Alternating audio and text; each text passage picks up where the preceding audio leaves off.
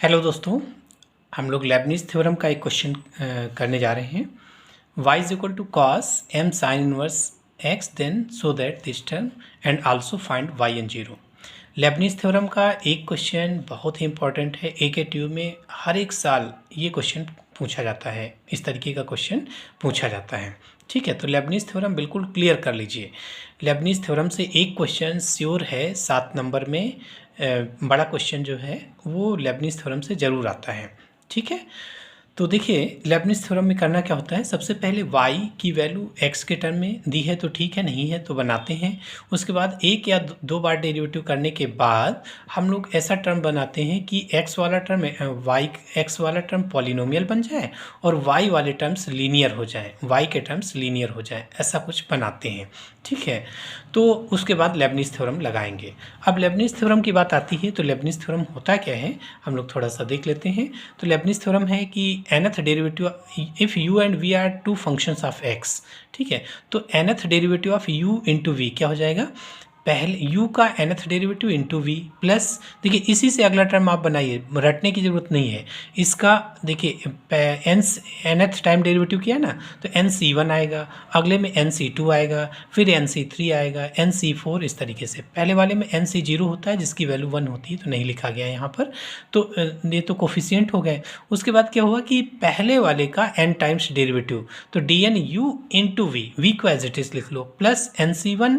Into इसका एक derivative कम करके इसमें बढ़ा दीजिए, इसमें कम करिए इसको बढ़ा दीजिए, यानी इससे निकाल के इसमें डेरिवेटिव डाल दो। तो इससे एक डेरिवेटिव निकालो तो कितना हो जाएगा dn-1, और इसमें डाल दीजिए डेरिवेटिव तो क्या हुआ dv। फिर इसी से अगला टर्म निकालेंगे, इससे एक डेरिवेटिव निकाल के इसमें डाल दीजिए तो कितना हो जाएगा dn-2u इंटू d2v, ये वाला हो गया। फिर इससे एक डेरिवेटिव निकाल के इसमें कर दीजिए तो dn-3u into d3v and so on, ऐसे बढ़ते रहेंगे। तो nc1 ये वाला टर्म, फिर nc2 nc3 dot dot last वाला ncn इंटू यू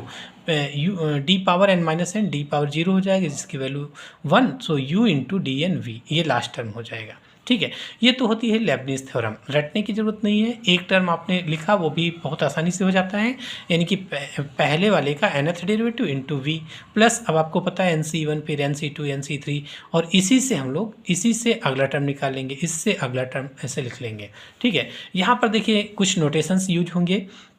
अगर y x का फंक्शन है तो dy अपन डी एक्स को y1 कहेंगे, यही आपका dy होता है, d2y upon d x square y2 होता है, d2y upon d x square dot dot dn y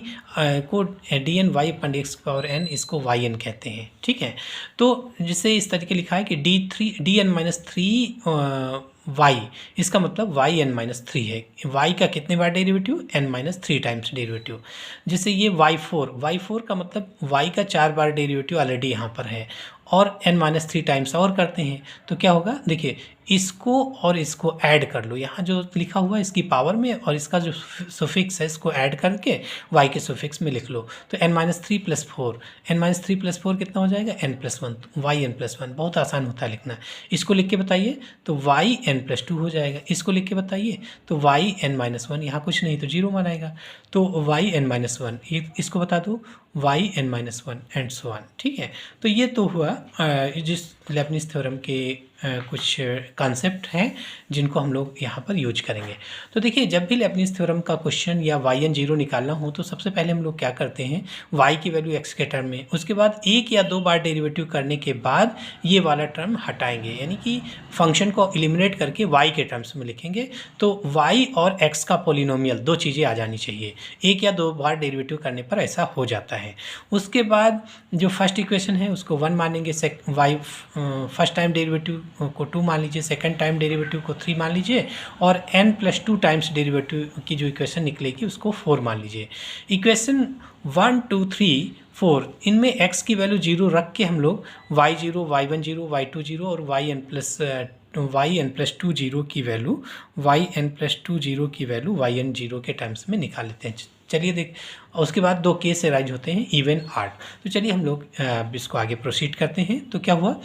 y की वैल्यू x के टर्म में दी है तो ठीक है, नहीं दी है तो बनाएंगे। तो यहाँ पर ऑलरेडी y की वैल्यू x के टर्म में दी है। उसके बाद एक या दो बार डेरिवेटिव करने के बाद ये फंक्शन एलिमिनेट करना है। तो y1 इक्वल टू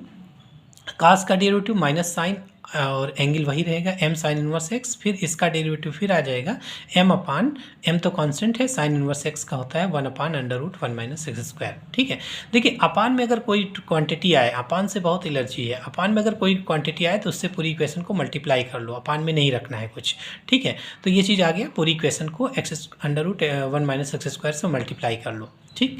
और अब देखिए यहाँ रूट आ गया तो इससे प्रॉब्लम हो रही है, क्योंकि x वाले टर्म किस में होने चाहिए, x वाले टर्म होने चाहिए किसमें, x का पॉलिनोमियल, और ये पॉलिनोमियल नहीं है। ये सब टर्म पॉलिनोमियल नहीं होते हैं। पॉलिनोमियल क्या होते हैं, a0x + a1x + a2x² + a3x³ + dot dot, ऐसे टर्म पॉलिनोमियल होते हैं। ठीक है, तो अब यहाँ पर ये रूट गड़बड़ कर रहा है तो स्क्वायर कर दीजिए दोनों साइड में, दोनों साइड स्क्वायर कर लिया तो y1² = m² × sin square m sin inverse x। ठीक है, तो यहाँ पर देखिए अब इसको एलिमिनेट करना है, फंक्शन को एलिमिनेट करना है, तो sin स्क्वायर थीटा को 1 - cos स्क्वायर थीटा लिख सकते हैं, और y की वैल्यू क्या दी है, cos m sin inverse x, तो इसको लिख सकते हो y²। तो देखो फंक्शन एलिमिनेट हो गया, फंक्शन एलिमिनेट हो चुका है यहाँ पर। ठीक है, तो एक या दो बार डेरिवेटिव करने के बाद हमें फंक्शन एलिमिनेट करना होता है, तो फंक्शन तो आपने एलिमिनेट कर लिया।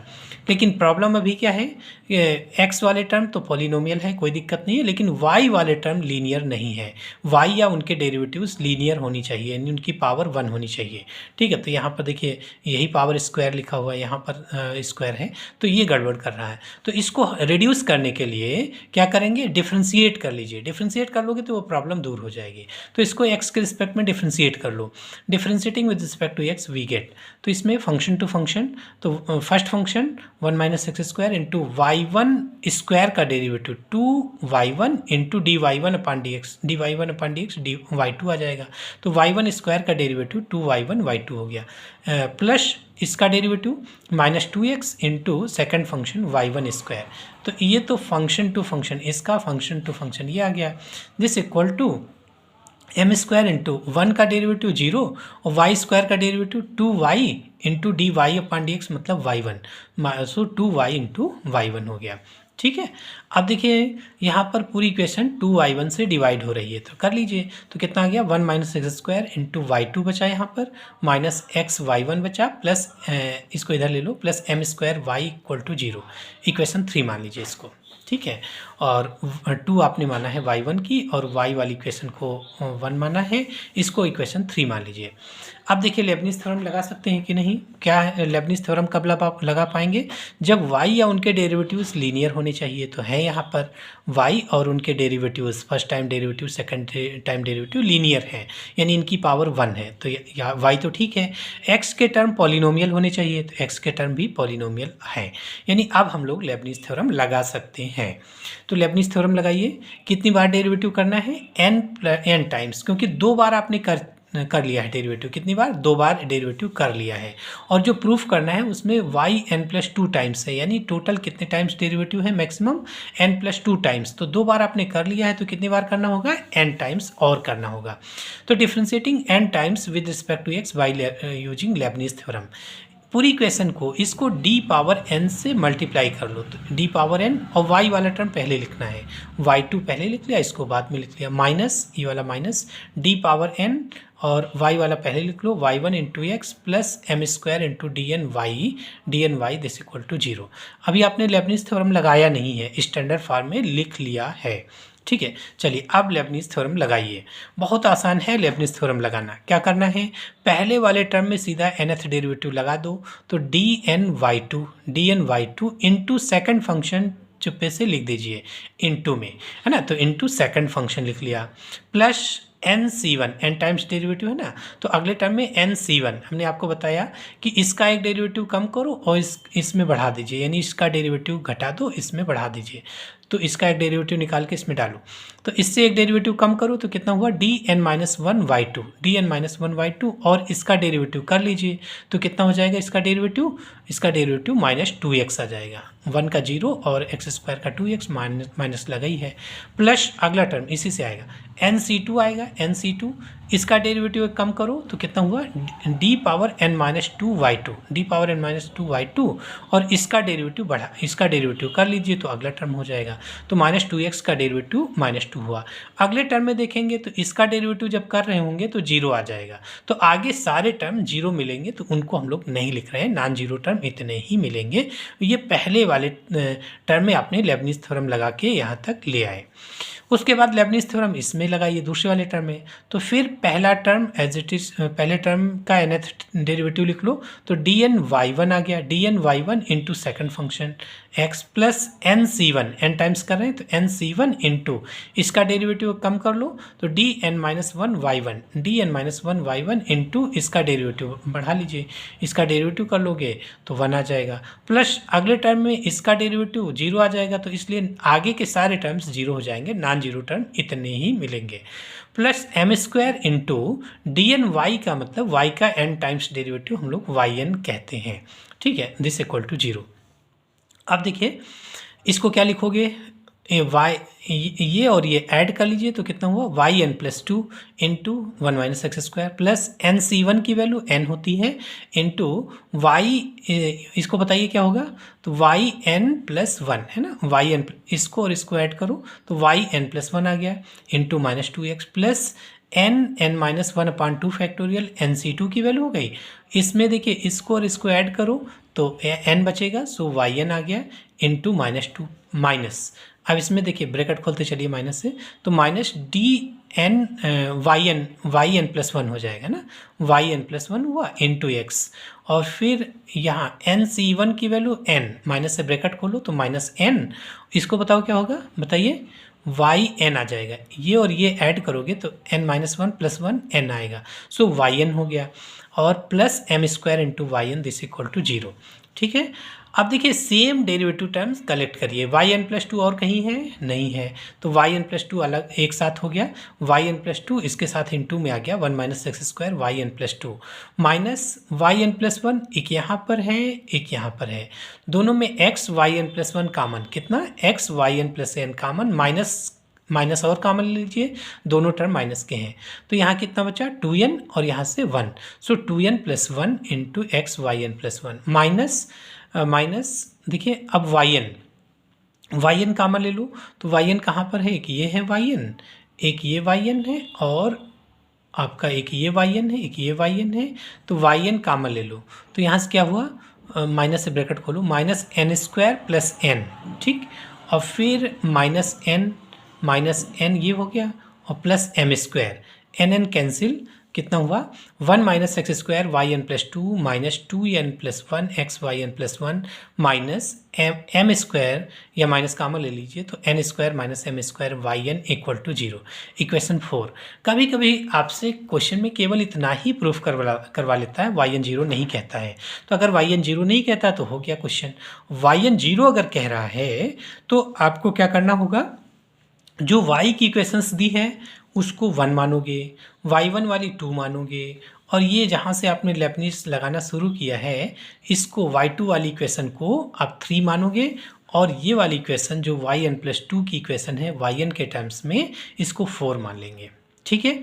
इन चारों इक्वेशन में x equal to zero put कर लीजिए, चारों इक्वेशन में 1 2 3 4 चारों में x equal to zero put कर लो, ठीक है। तो क्या होगा, जहाँ पर भी y का टर्म होगा उसको पहली इक्वेशन में रखो, पहली इक्वेशन में x की वैल्यू जीरो रखो, तो देखिए अब y में अगर x रखना होगा जीरो, y में x की वैल्यू जीरो रखनी होगी, तो y को ब्रैकेट में लिख के सुफिक्स में जीरो रख लेंगे, इसका मतलब value of y when x equal to zero, तो ये हुआ आपका y जीरो इक्वल टू, ये यहाँ जीरो रख लो तो साइन इनवर्स जीरो हो गया, cos जीरो की वैल्यू 1,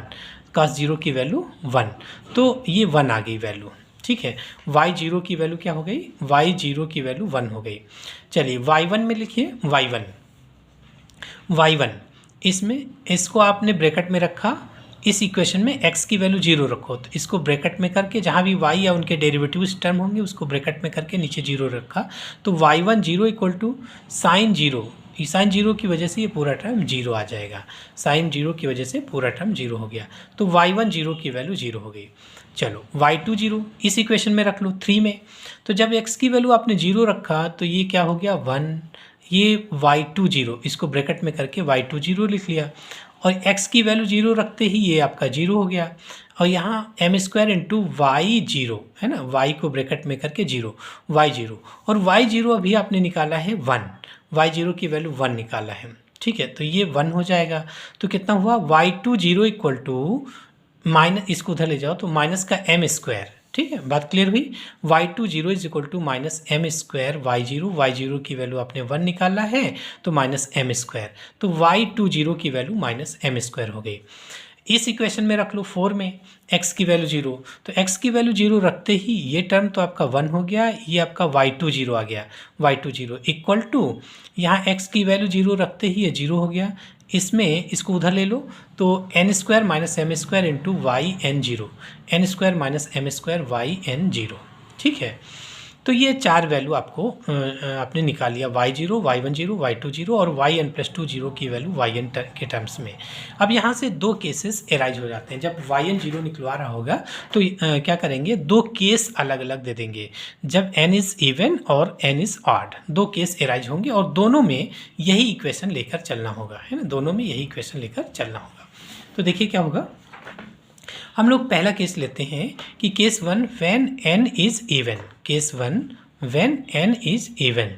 n इज इवन तो क्या हो जाए, चलिए ऑड ले लो, व्हेन n इज ऑड तो हमने बताया वही इक्वेशन लेंगे, yn plus 2 0 equal to n square minus m square y n 0, यही इवन में लेंगे और यही वाली इक्वेशन ऑड में लेंगे, ठीक है। अब यहाँ पर देखिए n की वैल्यू क्या पुट करें कि ये n yn आ जाए, तो n की जगह n माइनस 2 रख ले अगर, तो इस इक्वेशन में एक बार n-2 रखेंगे, फिर n-4 रखेंगे, n-6 रखेंगे, ऑर्डर ले रहे हैं ना तो 3 1 तक जाएंगे, ठीक है। तो n की value n-2, n-4, n-6 dot dot 3 1 रखना है, तो रख के देख लो, इसमें रख लीजिए n की जगह पे n-2, तो कितना हो गया yn 0, n की जगह n-2, तो n-2 का whole square minus m square y n-2 0, फिर अगला n-4 रख लो, n की जगह n-4 रख लो, तो n-4 plus 2 n-2 0 equal to n-4 का whole square minus m square वाई n-4 0, फिर n-6 रख लो, n की जगह n-6, तो Y n-4 0 equal to n-6 का whole square minus m square into y n-6 0 dot dot, जब आप 3 रखोगे तो ये वाई 5 0 आ जाएगा, y 5 0 equal to 3 square minus m square into y 3 0, और जब 1 रखोगे तो y3 0 equal to 1 square minus m square into y1 0, ठीक है। 10 yn 0 इसकी वैल्यू क्या होगी, देखिए yn माइनस 2 0 की वैल्यू ये उठा के